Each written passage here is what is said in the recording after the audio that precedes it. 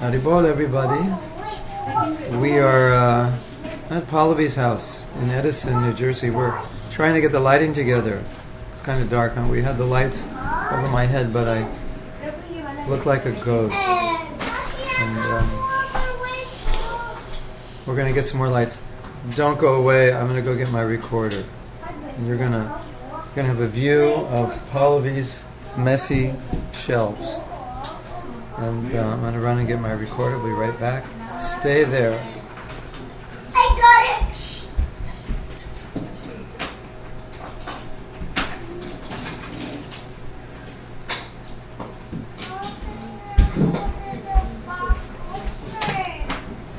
it. We are back.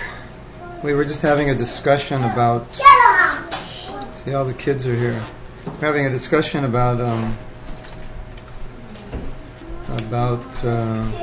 using your intelligence. That's a good discussion, isn't it? We're having an intelligent discussion about using your intelligence. Because sometimes we just want to surrender to Krishna and we don't always use our intelligence. We just think things will work out if Krishna wants, but we may not use our intelligence. Anyway, I'm going to go to chat. Just let me know how that's better. Wonderful. Well, you can... Yeah, that's... No, that was good. That's good, perfect. Yeah. So, I need to know... I have to check the mic. Is it... Because according to me, the mic could be distorting. Okay, I'm going to go to chat and get a rundown. Leela and Pane. Okay. Let me know if you can hear and see. So we always have to check in on that. Hearing and seeing. Hold on a second. I need some light. We'll be back in a second.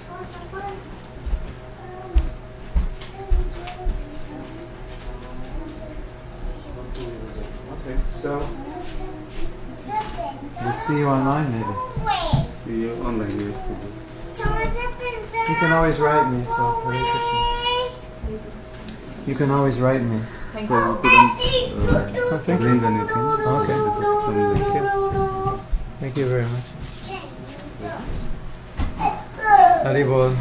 Hare Krishna. So, we hear and see. Good. So we just had, okay, I have to go back to chat. I just logged myself out. We just had dinner and we were talking to some devotees and they're just leaving. And now we are in the living room.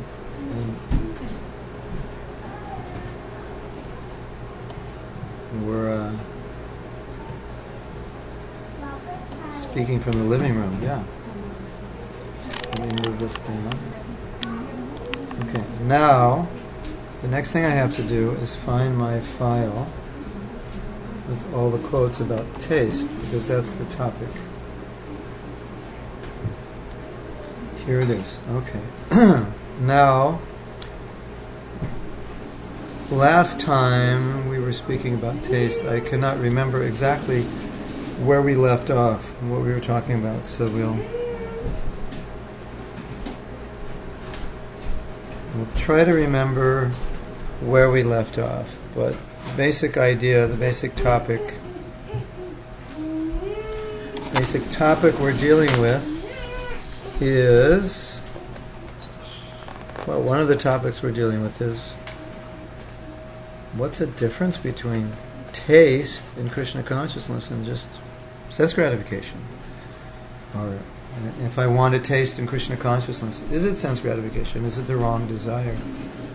And in order to understand that, you have to understand the definition of taste. So I'll read a definition Prabhupada gives. This is from the Nectar of Devotion. Without relishing some sort of mellow or loving mood in one's activities, no one can continue to perform such activities. Without relishing some sort of mellow.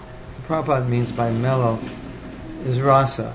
And that's how Bhaktisiddhanta translated the word rasa, which we sometimes translate as taste. or the experience or the pleasure you get in a relationship.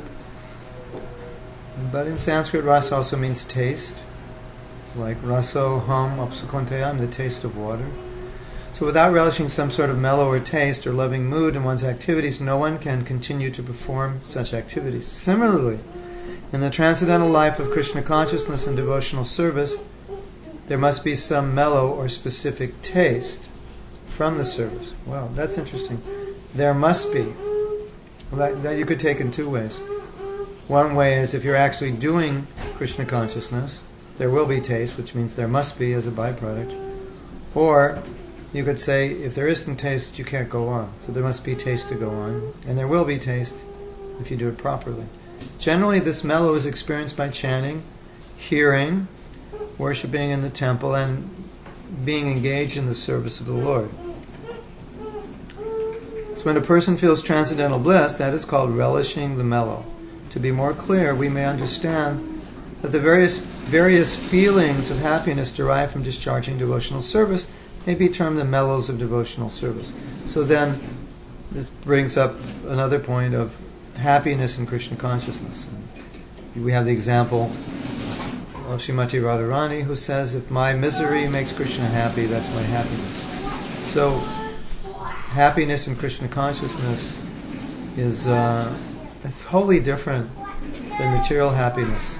It's a totally different level. I was just listening to a lecture today, a morning walk, and Prabhupada was talking to a professor, and he was asking, he said, I can't understand Krishna his dealings with the gopis. He said, I just don't understand them. And Prabhupada said, it has nothing to do with the so-called, he said, there's absolutely no lust there.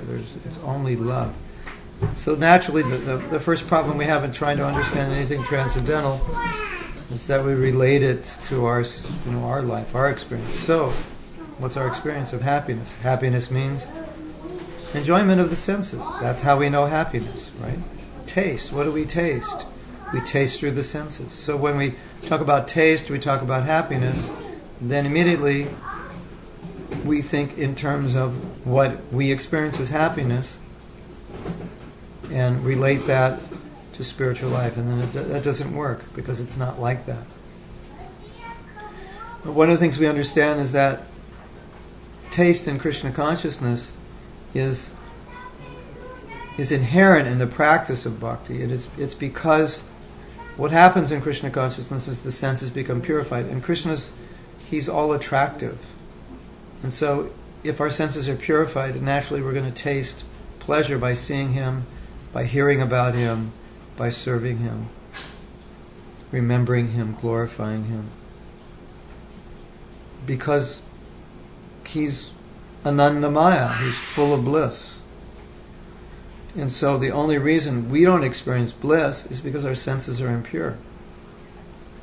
But the key to understand is that the devotee's motive is not to taste bliss. Even when the devotee says, I want to taste, that's not his motive, it's not what he means. But if we look at taste as Prabhupada's explaining it here, one thing that Prabhupada's saying, it may not be so clear to you, but he's saying taste is inspiration we get, the attraction we have for Krishna, the pleasure we feel, which comes as a byproduct of not wanting pleasure, but just wanting to serve Krishna. But the taste becomes the impetus. So when a devotee is asking Krishna for taste, his prayer or his mood is to be able to, is really saying, Krishna, I want my senses to be purified so that the relationship that I have with you, your name, your service, is full of, is relishable, because that rasa relationship should be relishable. Now, on a lower stage of bhakti, a devotee prays for a taste because the devotee knows that the taste is what keeps him or keeps her in devotional service. So even if you say, well, I'm going to pray for a taste because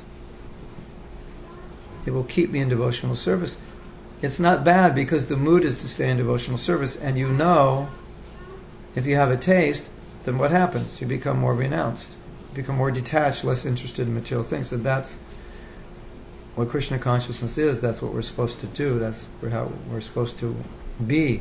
And service to Prabhupada is not just helping other people become Krishna conscious, but service to Prabhupada is also taking what he taught, applying it to our lives and making advancement. So Prabhupada is very happy when devotees are tasting, when devotees are experiencing the happiness of Krishna consciousness, because that's the impetus to go forward in Krishna consciousness. And we saw that many, many times.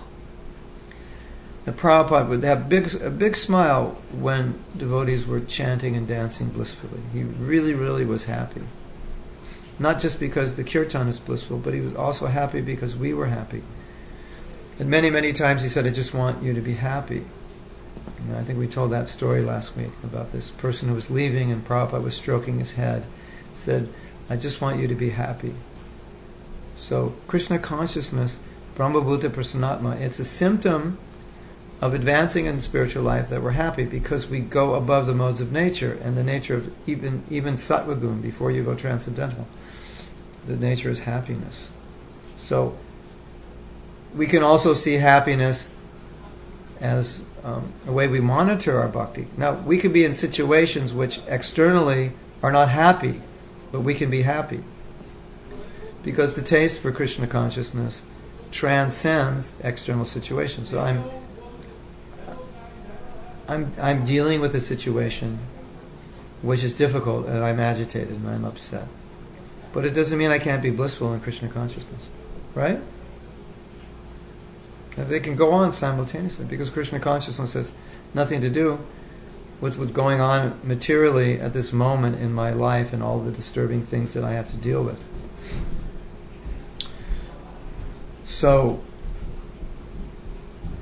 happiness it's like an anchor for us in our bhakti. It's an anchor, and it's symptomatic of purification. It's a way we can evaluate, like every morning when we're chanting our rounds. It's a very good way to evaluate the quality of our japa. Now, you might say, okay, sometimes the quality is good, but the taste may not be there. But gradually the taste will be there. And so if you've been chanting a long time, it's a really good way to monitor your japa. This is, am I tasting, am I experiencing any pleasure or bliss, transcendental pleasure, by chanting? Because these are all symptoms of advancement. So we're making 2 points now, 2 very important points. One, taste is symptomatic of advancement. And secondly, taste is necessary to motivate us. There's one lecture, I don't know if it was a lecture or a letter, Prabhupada said, in the beginning of Krishna consciousness, you chant not because you have a taste. You said you don't have a taste, but you chant, you force yourself out of your own determination. And then by doing it, you get the taste. And so we just read here in this section of Nectar Devotion, Prabhupada saying the impetus to perform activities is taste. There must be, what does Prabhupada say?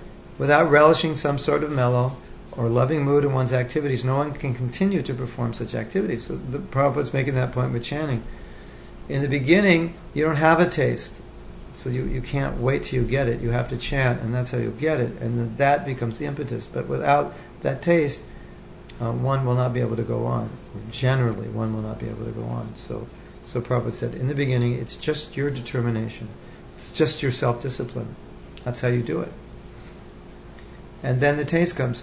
And there's a nice story. I think it was Henry David Thoreau had a calf, and the calf had wandered out of the barn, and he was trying to get it back in the barn, and he was like pushing it from the back or pulling it. And then the lady who took care of the cows was watching him, and kind of laughing. And she said, "No, let me do it." So what she did is she put her hand in some milk, a bucket of milk, and then she put her hand out for the calf to lick it, and as the calf was licking it, she just walked. She backed up into the barn, and naturally the calf just kept coming because the calf wanted to lick her hand because the hand had the milk on it. So we're motivated by taste, right? Okay. Let me go and see. Okay. Shaloni. Shaloni and I just spoke yesterday, so now she's here. TJ. Hare Krishna. How can one be upset due to circumstance but be in a state of bliss? Because Krishna consciousness is transcendental to all the difficulties you go through. For example, I don't know if you're aware, well, I'll make it easy to understand. You must be aware that sometimes spreading Krishna consciousness is difficult. People everywhere are not all receptive. Some people are actually against us.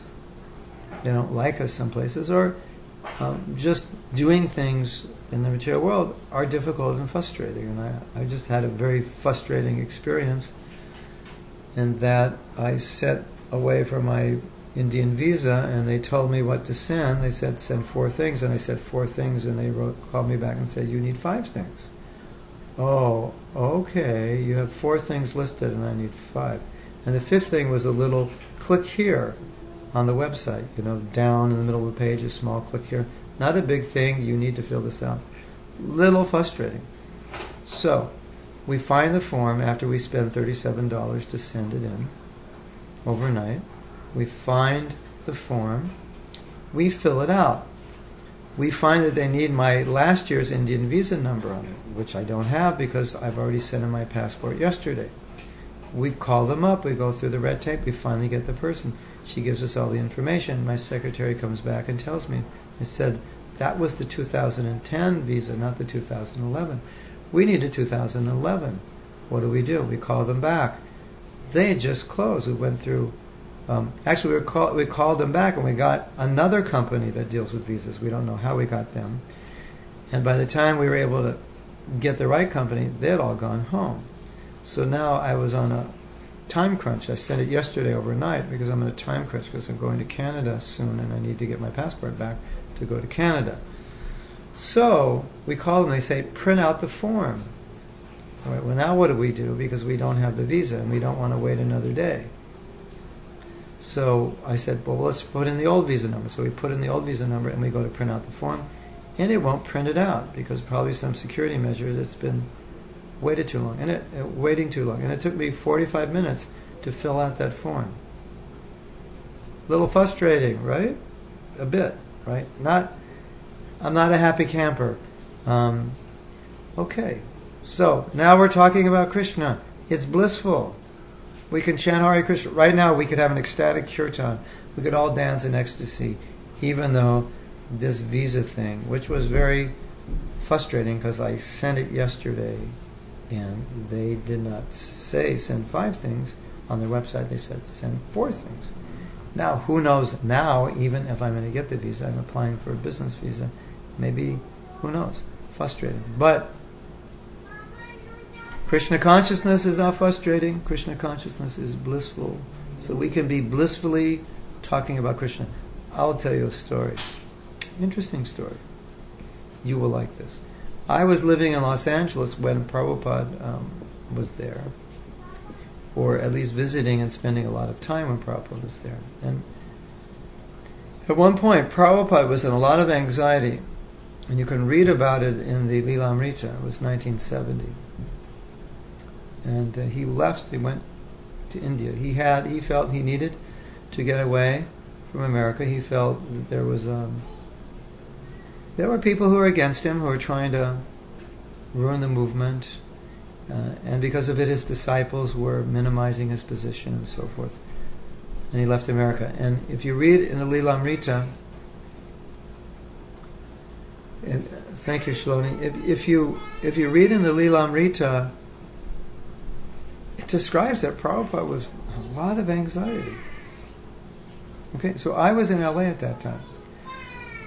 I had absolutely no idea that Prabhupada was in any anxiety because it didn't show. It was just, we had blissful kirtans, blissful morning walks. Prabhupada came in the temple, blissfully greeted the deities, blissfully gave class, effulgent, big smiles, everything. But what was going on behind the scenes was disturbing. So dealing with the material stuff can be sometimes disturbing, sometimes very disturbing. But Krishna consciousness is transcendental, so one can be situated in transcendental bliss. Now, if you are on the level of what is called ruchi, level of ruchi is where you have taste, where all your bhakti is motivated by the taste to do it. Not motivated by force. Just like, TJ, eat your vegetables, your mother said. TJ, eat your vegetables, or whatever she called it. Eat your spinach. I don't want to eat the spinach, I don't like it. TJ, eat your spinach. Right? So you do it. Because you have to. Alright? That's sadhana bhakti. You may not want to do it, you do it because you have to. But on the stage of ruchi, you do it because you like spinach. You like your vegetables. I hated spinach before I became a devotee. But the way the devotees cooked the spinach, I loved it. So now I was eating spinach. So many devotees love to clean Krishna's temple. Their mothers say, yes, you love spinach too. Your mother says, clean your room. And your room's a mess. You don't want to clean it. You become a devotee and you love to clean Krishna's temple. So, my point is, when you're on the stage of ruchi, you have such a taste. You love to chant, you love to serve, you love to read, you love to hear. So, even if materially things are disturbing, they're not going well, you still have taste in Krishna consciousness. So when you chant Hare Krishna, you're still blissful, even though on the material level, things are not blissful. Does that make sense? I'm going to do something I hope you don't get. Whoops. I'm trying to turn off something on my computer. Okay.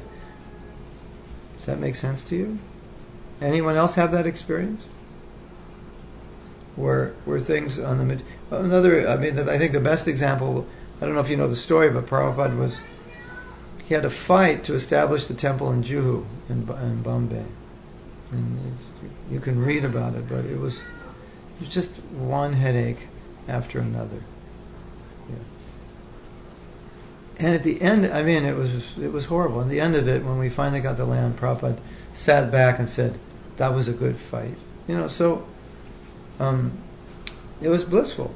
Bhaktivinoda Thakur mentions something like that. These troubles I take in Krishna's service is my greatest bliss. So I think a really good way to understand it is like, if you love somebody and you have an opportunity to make a sacrifice for them, maybe they got lost in the forest and it was the winter and it was dark and cold and you had to go out there in the snow, and after 2 hours you finally found them. It'd be like super pleasure for you, even though externally super misery, right? So there's the love, there's the feeling of the heart. That's the wonderful thing about Krishna consciousness, is that we're not in the material world. Even though we may experience a lot of the dualities of it, it's a temporary thing. But we can always pull away from that into Krishna consciousness. And Krishna consciousness is blissful. And one of the symptoms of a devotee, that the devotee is blissful even when he's not blissful. He's blissful.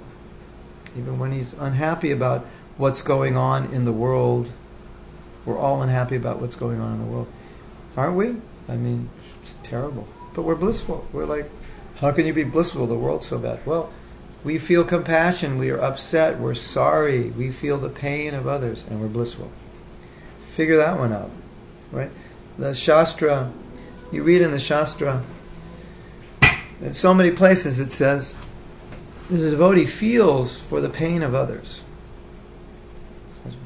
It's all over the Shastra. And in fact, it says, this is the most outstanding quality of devotees, that he feels for the pain of others. And not only feels, but he does something, that he sees people suffering. And Prabhupada expressed that on many occasions. He was once on a morning walk in a park near downtown, somewhere in Australia. And it was early in the morning, like 6:30. Yeah, so many people were going to work. So Prabhupada was asking, what are they doing out so early in the morning? And the devotees said they're going to work. They come this early. And Prabhupada said, compassionately, how should I say, he said it with concern. He said, they're working so hard. They're coming this early. They're working so hard. He felt bad for them. But he's still blissful. He's with the devotees. He's talking about Krishna. He's always blissful. But he's feeling bad for them. You see? Interesting combination, isn't it? The devotees are dancing and chanting in ecstasy, even though they may feel bad about so many things. Okay. Anyone has any questions they can ask, I will continue reading. We read these two quotes last week. I want to read them again. In the highest perfection of devotional service in Krishna consciousness, one experiences the taste of the ecstasy of spiritual relish. So how do we understand this? Well, let's see if we can help you understand. Have you ever had an experience, maybe you kind of get sometimes in a movie, something happens which is so endearing, or even in real life, that it kind of overwhelms you, or you read something or see something, or somebody says something that's so incredible, it kind of overtakes you, and or somebody does something for you that maybe you don't think you deserve. It was so out of the ordinary, and it's overwhelming, and sometimes it's so overwhelming you don't really know how to deal with it. You know, like imagine your boss came up to you and he said, we're going to have you retire with a salary twice what you're getting because we like you so much. And you just get overwhelmed with appreciation of something. And you just start crying or hugging him. Something like that. We're just overwhelmed with appreciation, overwhelmed with awe because of something that happens. Some kindness, some love that comes to you. It's just overwhelming you. So now, imagine you had purified senses. Purified senses mean there's no attraction to anything material. Completely free of the influence of the modes of nature. They're totally pure. They can perceive and relish the absolute nature of spiritual life. So those purified senses see Krishna, touch Krishna, hear Krishna. What's going to happen? Become overwhelmed. You're going to go crazy. Because the beauty of Krishna is overwhelming. How will you deal with it? So it acts within your consciousness, within your body, and your body kind of freaks. You cry, your hairs stand on end. You could even roll on the ground because you can't deal with it. Like you hear in Shastra, sometimes an ecstatic symptom is rolling on the ground. Why would anybody roll on the ground? Could you imagine the intensity of an emotion that would cause you to roll on the ground? In happiness. It's like it's so intense you can't even stand up. You just roll on the ground and you're just crying. Happy tears.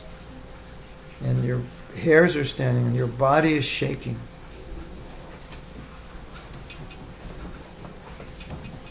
Wow. Amazing, huh? So let's read that again. That was my explanation for this, what Prabhupada said. In the highest perfection of devotional service in Krishna consciousness, one experiences the taste of the ecstasy of spiritual relish. Because your senses are purified. It's not like you have no choice but to taste, because your senses are purified and you're purely associating with Krishna. You're purely chanting the holy name. So the Bhagavatam, for example, says that when one chants the holy name purely, what happens? The heart melts, tears come to the eyes, ecstatic symptoms are visible in the body. Why? Why does that happen? Because one realizes Krishna in his name. Krishna is there. And if you realize you're with Krishna, how can you maintain your consciousness? Krishna's pretty intense. I mean, you think, I don't know, some supermodel is beautiful. Nah, not really. Multiply the, just figure this one out. Take the 10 topmost supermodels you could think of. Pick your favorite, if you even know who they are. And then multiply her beauty like 1,000,000 times. Could you conceive of that? I mean, guys, we're speaking to the guys now. If you multiplied her beauty like 2 or 3 times, or 4, you'd probably go crazy. So imagine multiplying it 1,000,000 times. And that's not even as beautiful as Krishna is. Krishna doesn't even have a material body. So you can't imagine that kind of beauty, but for the sake of the discussion, imagine seeing that kind of beauty. You'd go nuts. You'd go crazy. You wouldn't be able to express it. It'd be an emotional experience. So that's what happens when the senses are purified. And that's why when the senses are purified, there's taste in Krishna consciousness. And that's why you're always happy, even though there's reason not to be happy. You cannot not be happy, because every sense is completely in tune with the beauty of Krishna. And that's why Mahaprabhu exhibited all kinds of ecstatic symptoms, because he was completely in the mood of the gopis, whose mood was that of the highest love of Krishna. We have that to look forward to, but we understand that as we advance, we should be tasting, and if we're not, it's a problem. If we're not tasting, it means, what are we tasting? Well, we're always tasting something, so what are we tasting? Maybe I'm tasting the news. Maybe I'm tasting novels. Maybe I'm tasting movies. Maybe I'm tasting sports. Maybe I'm tasting idle activities or hobbies, pursuing things that have no connection to devotional service, because I get a taste, because my senses are not purified. So, sadhana bhakti is to purify the senses, and then the taste will come. So now, I'm going to read this other quote. We read this last week. It's very important. The taste is the seed of devotional service. Now that's really interesting. The taste is the seed. And one who is fortunate enough to have received such a seed is advised to sow it in the core of his heart. The taste is the seed. Isn't that interesting? The taste is the seed. It's actually the seed of love, because very shortly after we get a taste, there's the seed of love. Now, and that there is shortly after we get taste comes love. Asakti, and then ruchi. Ruchi is taste, asakti, attraction, and then bhava, the preliminary stages of love. So it's the seed. The taste is the seed.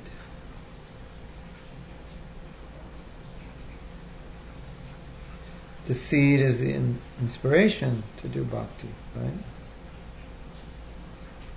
So, Prabhu's, Mataji's, we have to get a taste. That's why devotees pray, Krishna, please give me a taste. And so praying, Krishna, please give me a taste, it's the same, you could say it's the same as saying, Krishna, uplift me, Krishna, purify me, Krishna, save me. Because taste will purify, taste will uplift, taste will save. Or you can say taste is a symptom of being purified, saved, and uplifted. Right? So now I'm going to go see if you have questions or comments. Hold on. Ajinkya says, the best thing about chanting now is realization of Krishna as a personality. Knowing this theoretically was different, but feeling this really is beyond words. Krishna's name is Krishna himself. He is a person. Yes, so Ajinkya is expressing his realization that if you chant properly, you do experience the person Krishna.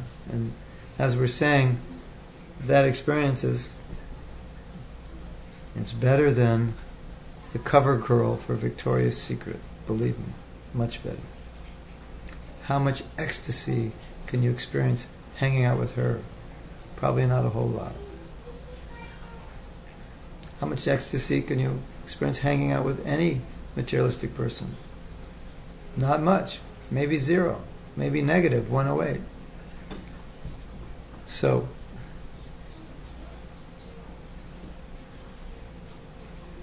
it's all there. It's all there in service. It's all there in Krishna's name. Just we have to be purified enough to get it. Okay, so let's read some more.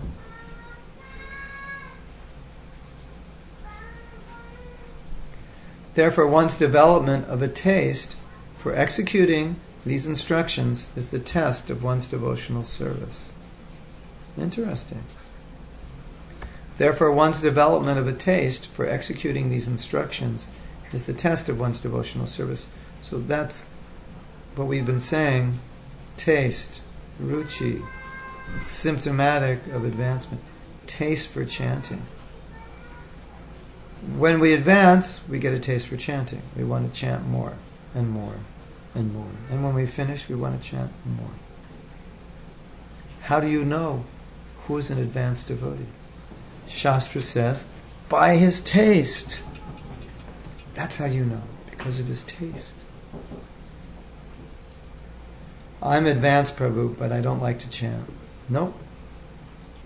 You did not pass the test. That's not how it works. Okay, I could be advanced in some ways. I could be dedicated in some ways. But ultimately, ruchi is a stage of bhakti. And we must go through ruchi to get to love of Krishna.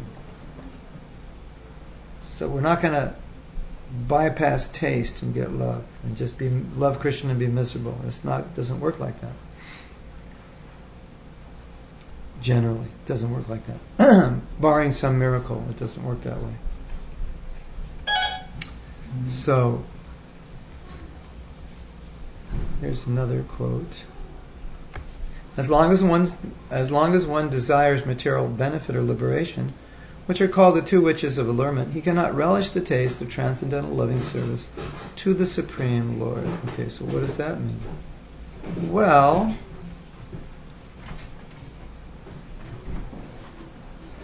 it means that the taste comes from purity, not trying to relish material taste, because you can't have both tastes at the same time. Right? It's like you're trying to taste chocolate and you're trying to taste strawberry and you're trying to taste all kinds of tastes, but you can't, because you can only have one taste. Well, you could say I could eat Neapolitan, yeah, so that was a bad example, but neem leaves and sweet rice. If you put in the neem leaves, you can't taste the sweet rice, yeah. So, the paradox of bhakti is that the taste comes when you're not trying to taste. At least you're not trying to taste anything material, and you're not trying to taste anything spiritual.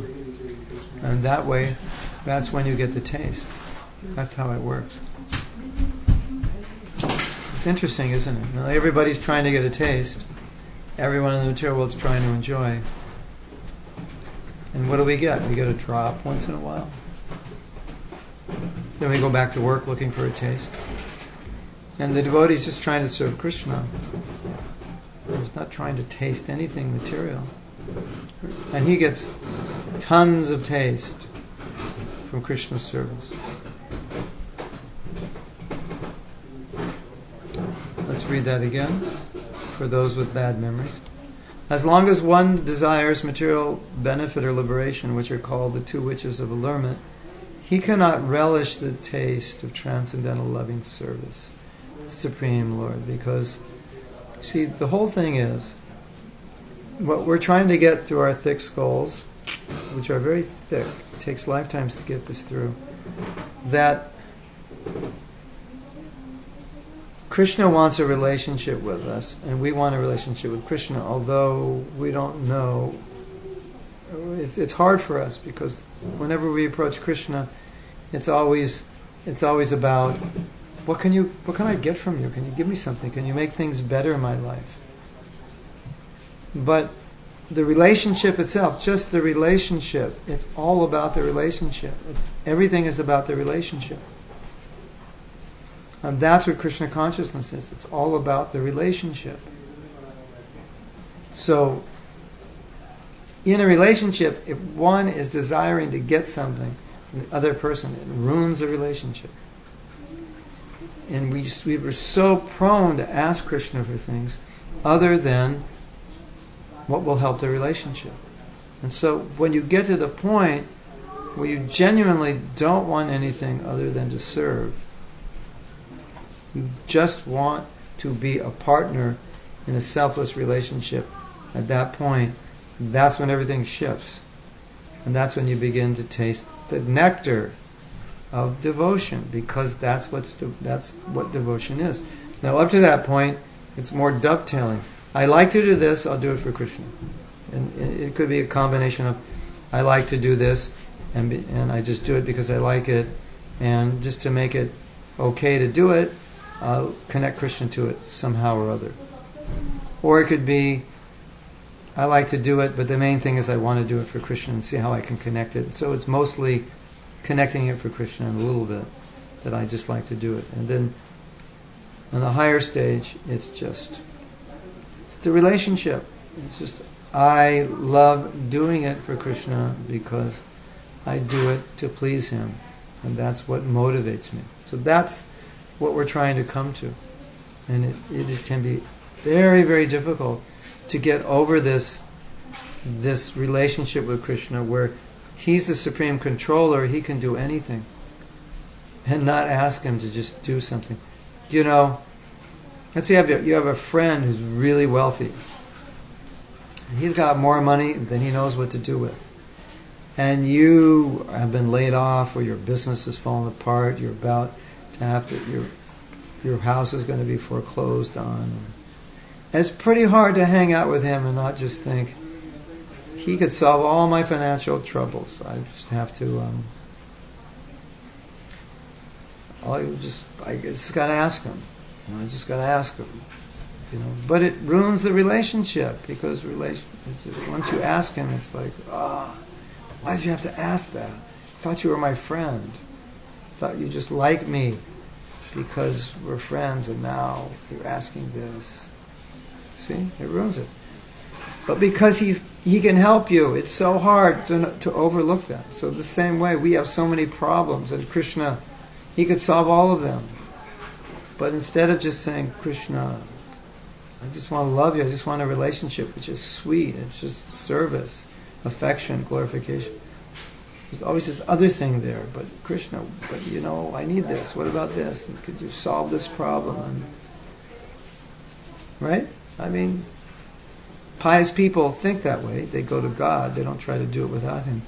Still, it's not pure yet. So that's what we're dealing with.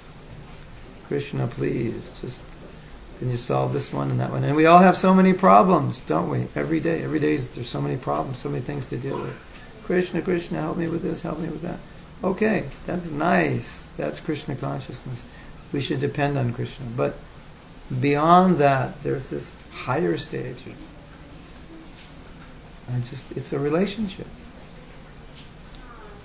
And so the more we become free from the witches of material benefit and liberation, then the more we taste. Now, again, in the lower stage of devotional service, to want to get out of this world, to be motivated to serve, to get out of this world, is a strong impetus, because you may not have much impetus to serve Krishna otherwise. Or to get some benefit, you know, if you serve Krishna, he'll take care of you. You'll get some material benefit. So that may motivate you to some degree. So that's okay in the lower stage, because it keeps you in Krishna consciousness, but it's not meant to stay that way. It's meant to become purified. So let's go back and see who's there and what you have to say. Okay. What is Palak Manir says, or Leela says, or they both say, are there other indications for taste besides japa? Yes. Very good question. Prabhupada says, one who has a taste for reading the Srimad Bhagavatam will have no taste for any other literature. And one will relish living in the holy dham, one will relish associating with devotees, and one will relish so many of the processes of bhakti, serving the deities, all these things. They all become, everything in Krishna consciousness becomes tasteful, because Krishna is absolute. So if your senses are purified, then you'll taste Krishna. Of course, you may be more attracted to one particular service, but still everything is attractive. You'll see pictures of Krishna, and they'll all of a sudden become more attractive to you than they ever have been. You will notice that. Maybe Jinkya, maybe you have this realization, that if you chant your rounds nicely, and you're getting some taste, then when you look at a picture of Krishna, it looks more beautiful than it did the day before. I don't know if you have that experience. Or you see the deities. On the day you chant well, the deities look more beautiful. Right? Even they're not dressed more beautifully, they'll look more beautiful. Or maybe when you're Krishna conscious, the devotees look better. And when you're not Krishna conscious, they look worse. You see all the faults. And when you're more Krishna conscious, you see all the good qualities. So this taste is all pervading. But taste for the holy name is good. It's indicative, very indicative. I could say it's an easy way to know or monitor your position in bhakti. Okay. Is that okay, Palak, Panir, and Leela? They may not agree, you know. Sometimes boyfriend and girlfriend don't agree, so maybe one thinks the answer is good and one doesn't, I don't know. Then they may end up fighting. Oh, that'll be terrible. I'll be the cause of their fighting. So, Hare Krishna. So, have a bit of this experience. What? Fighting or relishing Krishna consciousness? Okay, probably both, right? Yeah. Okay. What does liberation mean here, Prabhu? Going back to Godhead or the Mayavadis merging in Brahman? Not the Mayavadis, but yeah, it could be. Yeah, liberation means freedom from sinful reaction, freedom from taking a body. Again, could be merging. Could be Krishna consciousness also. Depends. But generally, in this sense, it means the desire to merge into Brahman, or the desire to become free from suffering, free from karma. Okay, so we're going to read some more. Oh wait, well, I think also we should talk a little bit about sense gratification and how sense gratification differs from taste. Well, one of the primary ways sense gratification differs from taste is firstly the results, the consequences, the ramifications of tasting Krishna consciousness and tasting something material are completely different. Because when we taste something material, it develops an attachment to that thing, and we want to enjoy it again and again and again. And and because we've had pleasure with it or a good time with it, it develops an attachment which makes us think about doing it again. And when we're thinking about doing it again and again, what are we thinking about? We're thinking about me, I like to do this and I want to do it again. So we're thinking about I, me, and mine. It's an absorption in me consciousness. So all sensual pleasure is an absorption in me. I like this, I want to do it, it gives me pleasure, me, me, me. Right? Taste in spiritual life is not like that at all. It's not about this gives me pleasure. It is about this gives me pleasure, but it's not about this gives me sensual pleasure, bodily pleasure. Pleasure that causes me to become more attached to things of this world or more attached to my body. But it gives me pleasure that detaches me from the body and it detaches me from everything in this world. So, a person who's smart will figure it this way. If I'm attempting to get pleasure through my senses and I can get pleasure through Krishna consciousness, and the pleasure I get through my senses attaches me more and more to this body, to this world, and the pleasure I get from Krishna consciousness has the opposite effect. It detaches me from things of this world and attaches me to Krishna. What's better? That's why Scripture, Guru, Sadhu, they all teach us discipline, self-control. Because if we don't control the senses, they get more and more agitated and they want more. In fact,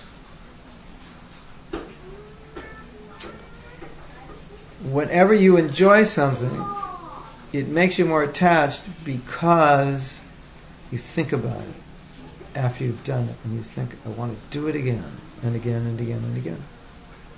That's how it works. And if it's painful, you think, I never want to do that again. So material enjoyment creates attachment to do it again. And so then it's an absorption in the wrong consciousness. It's a great way to stay in the material world for lifetimes. So discipline, control your senses. That's the teaching.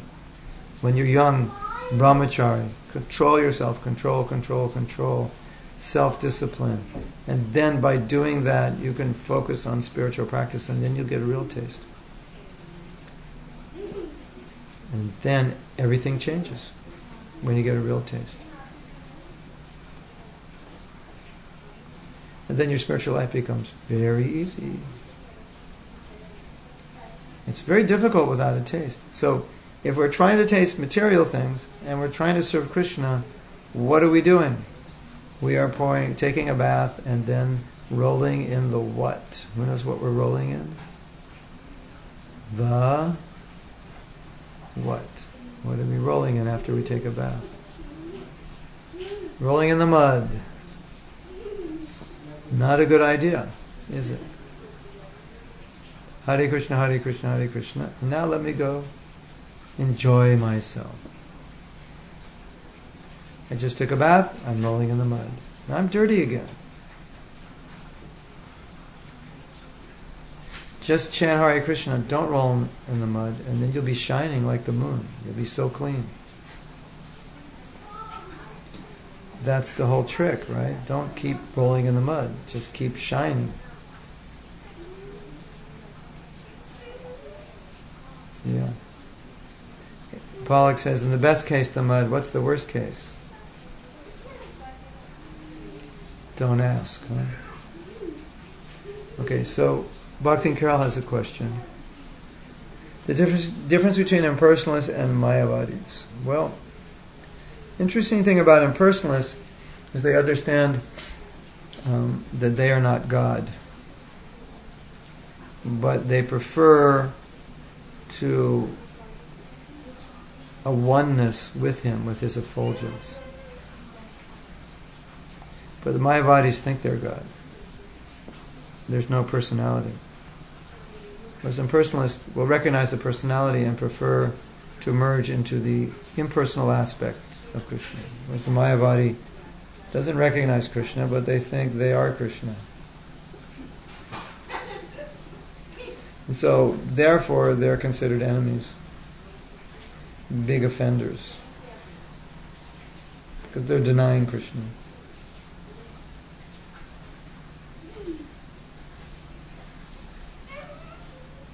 Okay, so now we have this analogy of rolling in the mud and the dirt. It's a good analogy. We're practicing Krishna consciousness. The thing that will help us most is to purify our senses and get a taste. The thing that will hurt us most is sense gratification, because it reinforces the bodily concept. It makes us more attached to tasting material things, and it makes it more difficult to taste Krishna, which, as we know from reading these verses and discussing tonight, is extremely important if we want to advance in devotional service. And we found out tonight, how do we do it? We don't desire to enjoy. Krishna is he's he created the material world in quite an amazing way, that you can't really get out of it without renouncing it. You get caught in this, I want to enjoy, and you try to enjoy, and you don't. And then you just stop trying to enjoy, and then you do. Just the way He made it. It's just all we have to do is understand that's the way it's made, and not pretend it's made any other way. And then live that way. That's the way He made it. You try to enjoy, and the harder you try, the less you do, the less you enjoy. And you just try to serve Krishna. You don't try to enjoy, and then the more you enjoy. Pretty simple, right? You could write it on a piece of paper, put it on your wall, and that can be your motto for life. And then that would simplify your life quite a bit. So, and we also have experience in front of us, because we see advanced devotees, and advanced devotees are happy, right? Aren't they? You notice that? Advanced devotees are happy, blissful. They don't walk around moping. Oh, I have to enjoy this or that, or I'll go crazy. No. So, it is now 9:02, exactly 1 hour, or almost from when we started. TJ, why do devotees get married? Isn't it sense gratification that you will be stuck in for a long time? That was just listening to a morning walk. Now, I don't know if you all listen to Prabhupada a lot, but Prabhupada is, if you do listen enough, you'll begin to realize Prabhupada is heavy. So I'm going to tell you something that Prabhupada said, and it's heavy. So don't faint. Well, I can't stop you from fainting, but you might faint. So, they're talking about modern civilization, and Prabhupada's saying, these women who have abortions, they are going to be aborted. For every abortion they have, they're going to be aborted. Or they're going to be aborted many. It sounded like he was saying they were going to be aborted many times.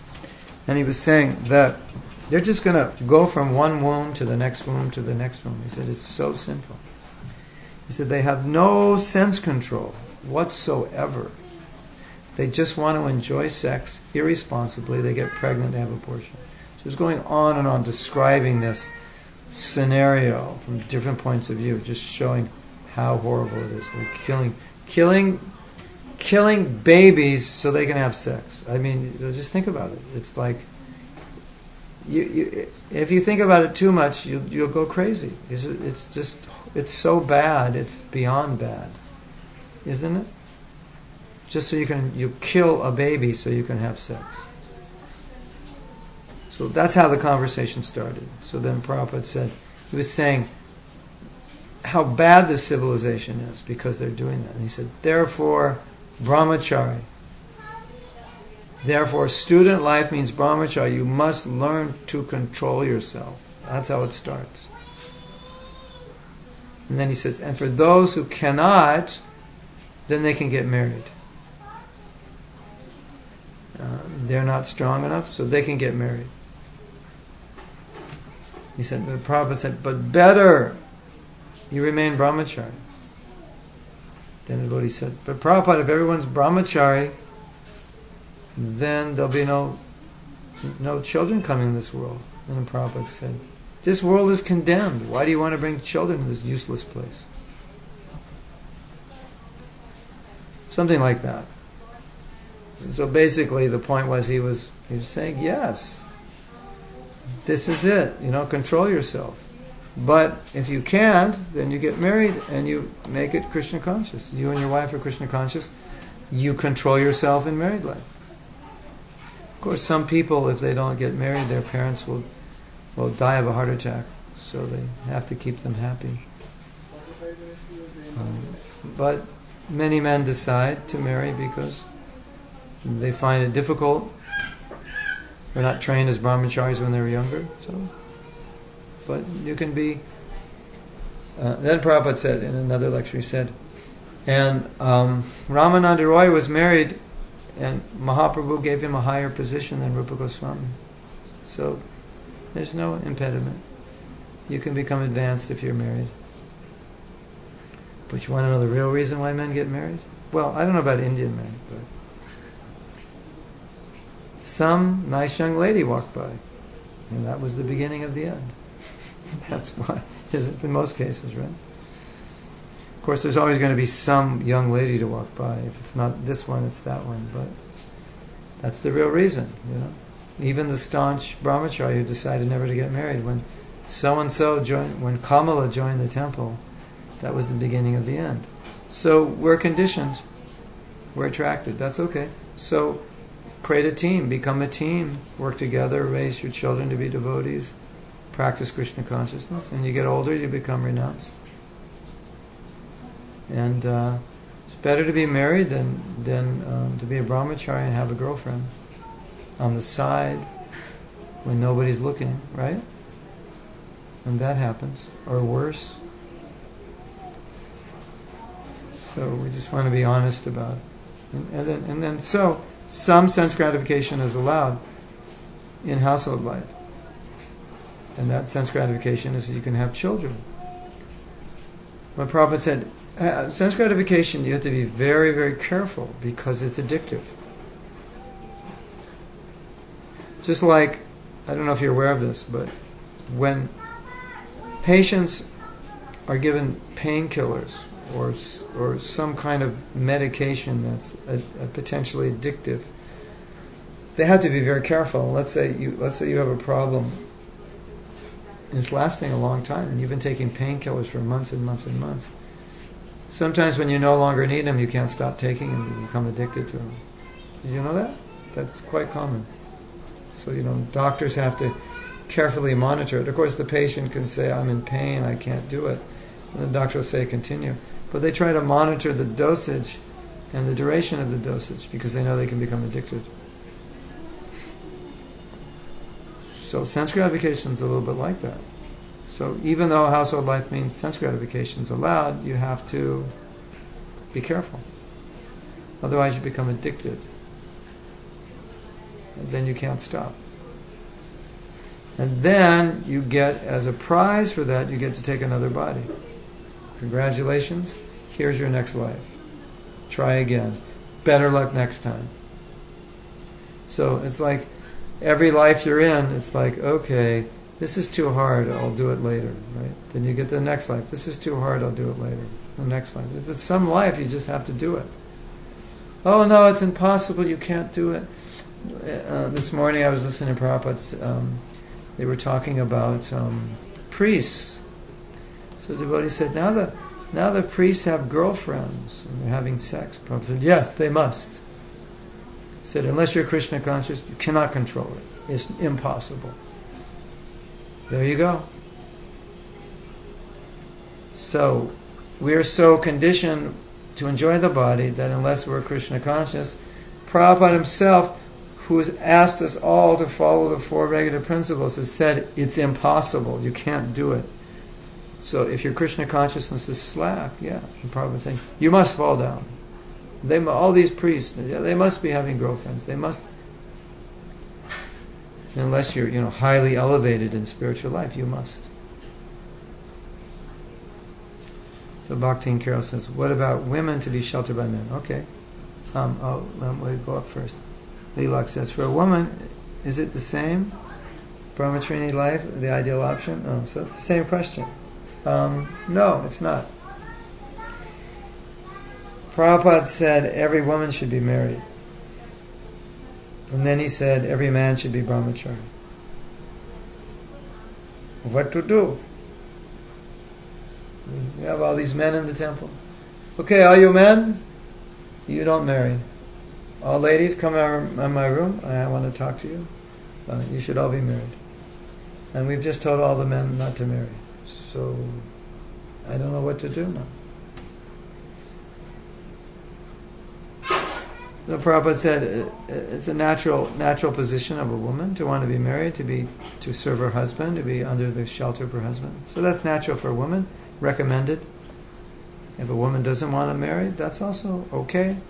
But generally, they're happier if they're married. Their bodies are designed to have children, so it's a biological need, physiological need, psychological need. It's important. But still, the Shastra, the recommendation for men to be brahmachari is not given to women because generally it's not possible for them. Or it could be, for most of them it's difficult, if not impossible. But for men it's possible. So they're encouraged. That's the idea. But if they can't do it, it's fine. Just remain disciplined, be married, work, help one another as best you can. Don't fight all the time. Only one fight a year is allowed, and it better be a good one. Better be productive. Otherwise, why waste your time fighting?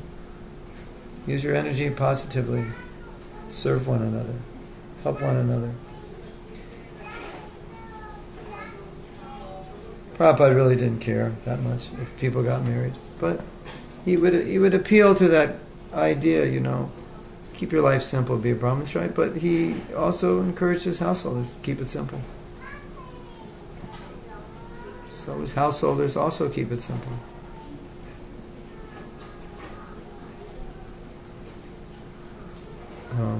But in Western countries, for most men, it's quite difficult to remain brahmachari their whole life because they're not trained that way. They're never trained to think like that, and sometimes it's not even a question of enjoying with a woman. In our culture, it's just a question of hanging out with a woman, even if you're not boyfriend, girlfriend, just being able to talk, like when you go to school. When you're raised in the West, you go to school, you have girls that are your friends. They're not even girlfriends, they're just friends. You just hang out. So just not even be able to hang out with the girls, is for some men, it's not possible. Even they don't even want a girlfriend, just be able to socialize. That's our culture, so even that can be difficult. Right? So, therefore, get married, it's stable. But the trick about getting married is to do it once. To know when you do it, you better make the right choice because you're going to do it once. Don't think you can do it 2 or 3 times. Because if you do, when things don't go well, you'll go, well, I'll just leave you because I can get married again. No. Sometimes devotees may marry again. That happens. But we shouldn't enter the marriage thinking it's a option if things don't work out. Right? So, Any other questions? If not, we will end tonight's class, and we hope tomorrow morning. Oh, we have a question from our live studio audience. Yes. Yes, so I have also heard that in devotees the separation rate is also much higher than non-devotees. Oh, the separation rate. We heard the separation rate amongst devotees is higher than non-devotees. So I guess the question is it true? And if so, why? Why? Yes. Why? Well, I heard the divorce rate in America is 50%. And in Krishna consciousness, I don't think it's more than 50%. So maybe we can rephrase the question. The divorce rate in Krishna consciousness is just as high as the non-devotees. It's also the same amongst Christians. I don't know if I could give an answer which is totally informed, but I can at least give you my observations, because I haven't interviewed everybody who's divorced, but I can explain my experience. One reason it happens is one of them leaves Krishna consciousness, because let's say you're an American and you become a devotee, and you're very enthusiastic, and a girl becomes a devotee. She's very enthusiastic. You joined when you were 19. She joined when you were 18. You serve like 5 or 6 years. You get married. You're 25. She's 23. What about when she's 40? And you're 40. You're different people. Yeah, I was into Krishna consciousness when I was young, but I can't do it now, and I'm attracted to this other guy, and so that's one reason. That they're, or if that doesn't happen, their levels of Krishna consciousness could, they could be right here, and she goes up and he goes down, and they're like foreigners living in the same apartment.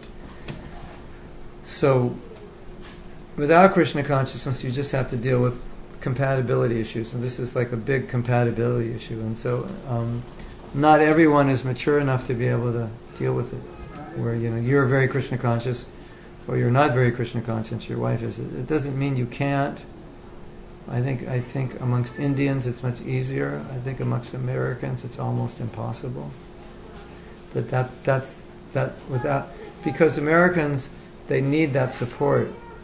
Like as an Indian, it's so much already in your blood and culture that you don't feel as strong a need for support as an American. Whereas, if you're living with a wife or husband and they're just not into Krishna consciousness, you're doing it on your own, it could just be like, why are we married? So, that same thought where you said it could be difference between the level of the consciousness. Is it also to do with four-levelity principle, like one partner may could be gratification? Could be. It could be it just could be becoming very incompatible. One wants to control their sex life, one wants to take a vow of initiation, one doesn't, and one's going crazy because the other one won't. See, Prabhupada said, keep it simple, stay brahmachari. You don't have to deal with all this. But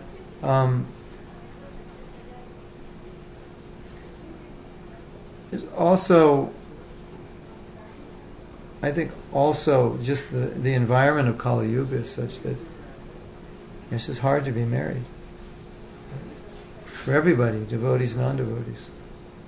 It requires a high level of maturity and balance. And what would be another reason?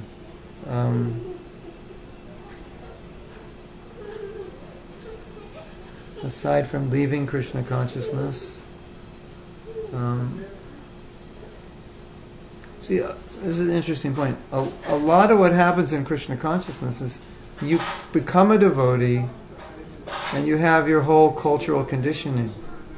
So you come with your marriage samskars, and so you had a boyfriend or a girlfriend when you were 15 years old, and you had another one when you were 16, another one when you were 17, another one when you were 18, another one when you were 19, another one when you were 20, another one when you were 21, and then you became a devotee.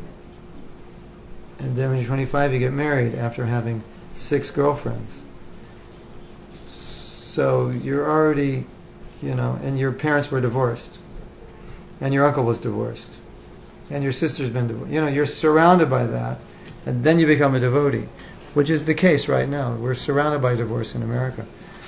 And so it's like you don't even realize it, but you're already like programmed for this isn't going to work. You're already, if there's a problem, it's already like the option is getting out is like not a big thing.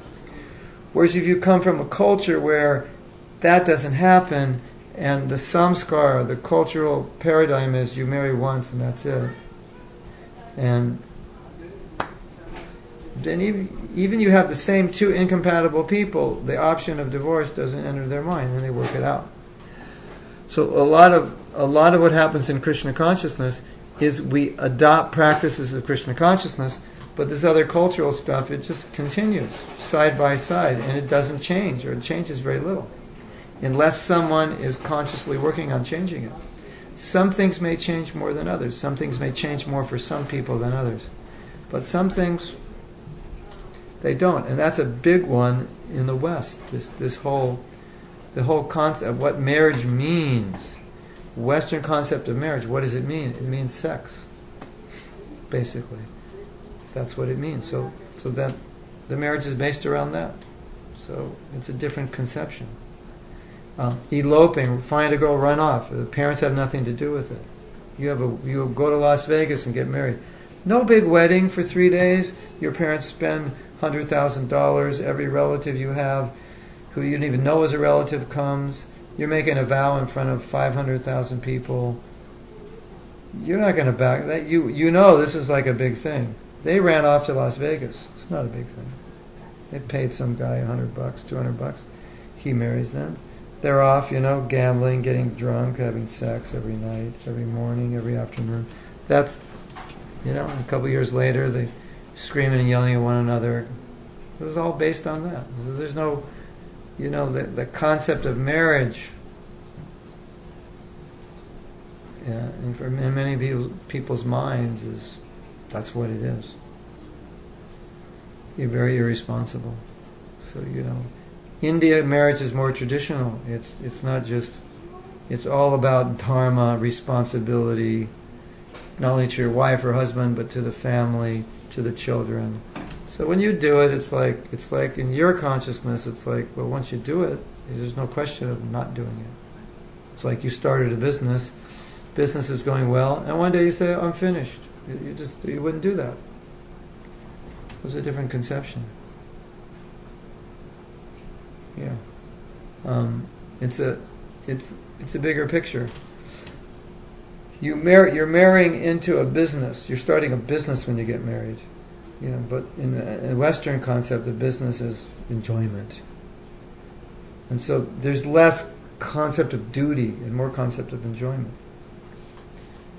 So for us in Krishna consciousness, then the concept is together. How can we help one another be Krishna conscious? What can we do? At the same time, satisfy our material needs. Sometimes it works, sometimes it doesn't. Sometimes the man and woman come together and they just get bewildered. And they forget Krishna. For a while or forever. I mean, Bhagavatam says, Prabhupada says that. Like we were saying, power of woman. It's very bewildering. Who can control themselves? So therefore you have to have this marriage institution very clear. It's not just about I'm enjoying like God. That's the idea. Okay. So anyone else have any questions? All right, everyone. We will. I will be out. I will be with you next week. I'm giving a class in Gainesville next Tuesday night, and it's going to go up till 7:30 or 8. So I might just give it right from the temple. So anyway, if there's any problem with timing, don't worry. I will be there. And thank you all for watching tonight. And I hope you learned something. And I hope you strive to get a taste, purify yourself, and have a happy week. And Hare Krishna. Be good.